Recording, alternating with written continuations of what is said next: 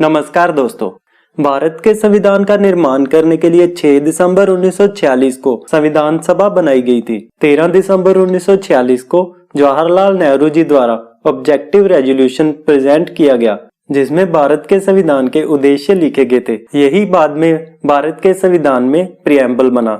हम सभी जानते हैं कि हमारे संविधान में प्रिएम्बल, जिसको हम प्रस्तावना भी बोलते हैं, शुरू में ही लिखी गई है, जिसको आप स्क्रीन पर देख रहे हैं। संविधान के निर्माता डॉक्टर भीमराव अंबेडकर द्वारा इस प्रिएम्बल के बारे में कहा गया कि यह वास्तव में जीवन का एक तरीका है जो स्वतंत्रता, समानता और बंधुत्व को जीवन के सिद्धांतों के रूप में पहचानता है और जिसे एक दूसरे से अलग नहीं समझा जा सकता है।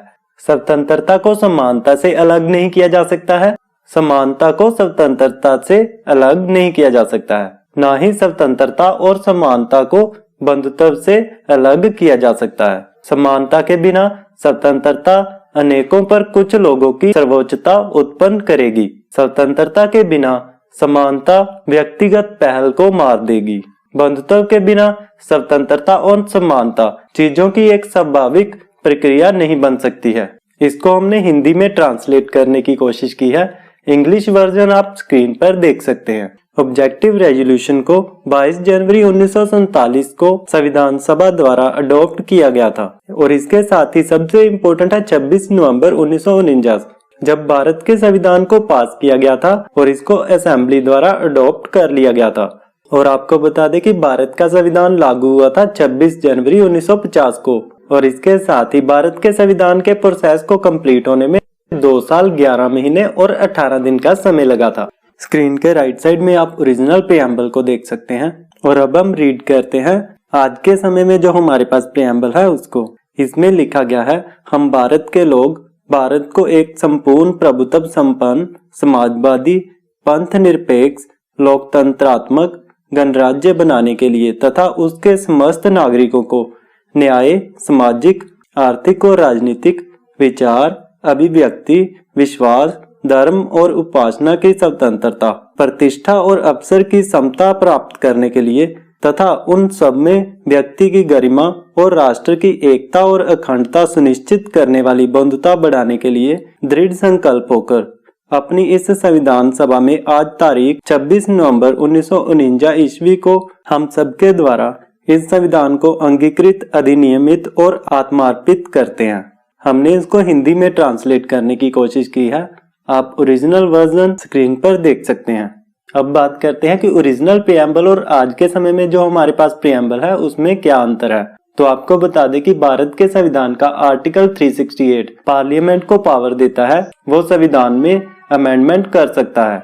इसी पावर को यूज करते हुए 42nd अमेंडमेंट की गई थी, जिसको officially the constitutional 42nd amendment act 1976 बोला गया है। इसको इमरजेंसी के समय में जो 25 जून 1975 से लेकर 21 मार्च 1977 तक थी, इंडियन नेशनल कांग्रेस द्वारा लाया गया था जब इंदिरा गांधी भारत की प्रधानमंत्री थी। आपको बता दें कि स्टडी के पॉइंट ऑफ व्यू से 42nd अमेंडमेंट बहुत ही इम्पोर्टेंट है, क्योंकि इसमें प्रिएम्बल को ही नहीं और बहुत सारे आर्टिकल्स को अमेंड कर दिया गया था। और इसके साथ ही जुड़ा हुआ केस केशवानंद भारती वाला भी हमारे लिए बहुत ही इम्पोर्टेंट है, जिसके बाद से ही सुप्रीम कोर्ट द्वारा लॉ बनाया गया है कि कॉन्स्टिट्यूशन को अमेंड किया जा सकता है पर उसके बेसिक स्ट्रक्चर को चेंज नहीं किया जा सकता है। और अगर आप देखो तो कॉन्स्टिट्यूशन में कहीं भी बेसिक स्ट्रक्चर का नियम नहीं है, पर सिर्फ केशवानंद भारती के केस में ही हमें बेसिक स्ट्रक्चर वाला नियम सुप्रीम कोर्ट द्वारा जो बनाया गया है मिलता है। तो अब देखते हैं कि 42nd अमेंडमेंट से प्रिएम्बल में क्या चेंजेस आई थी। तो सबसे पहले देखिए, इसमें सोशलिस्ट और सेकुलर वर्ड को ऐड किया गया है। और सेकंड तो देखिए यहाँ पर लिखा गया है the unity of the nation, और इसको बदल कर दिया गया है unity and integrity of the nation.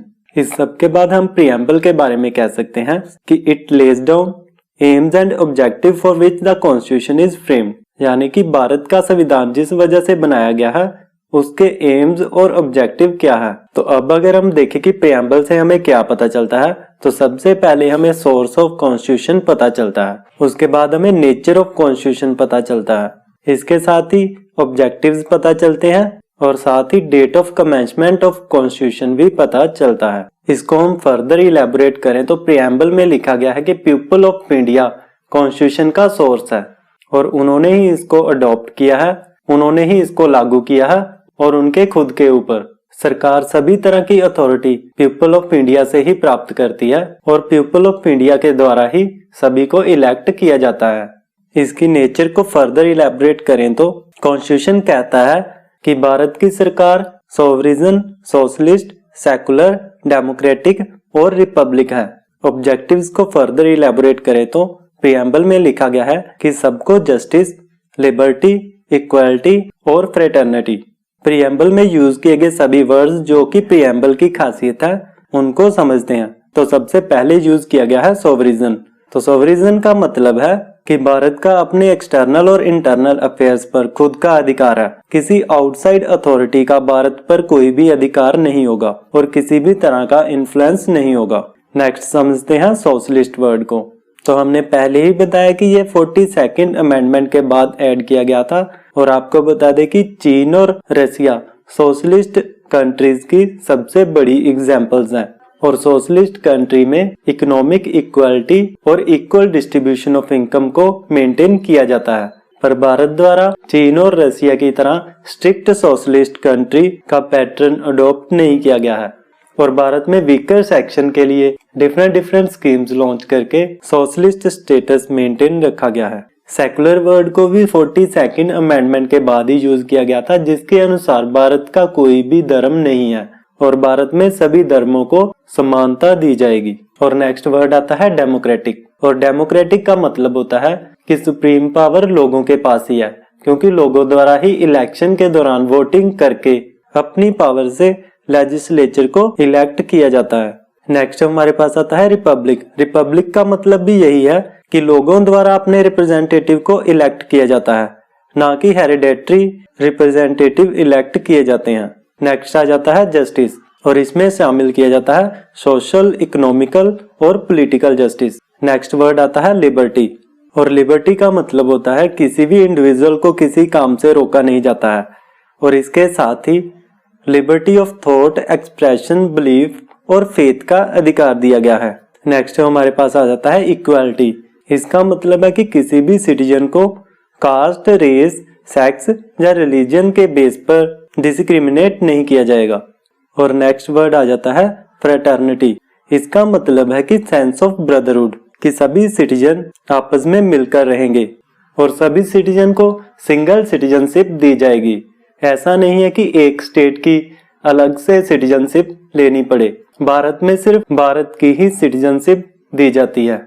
और लास्ट में हम फिर से बात करते हैं केशवानंद भारती केस की। इसमें सुप्रीम कोर्ट ऑफ इंडिया द्वारा कहा गया है कि प्रीएम्बल भारत के संविधान का इंटीग्रल पार्ट है और इसको भी आर्टिकल 368 के अनुसार अमेंड किया जा सकता है।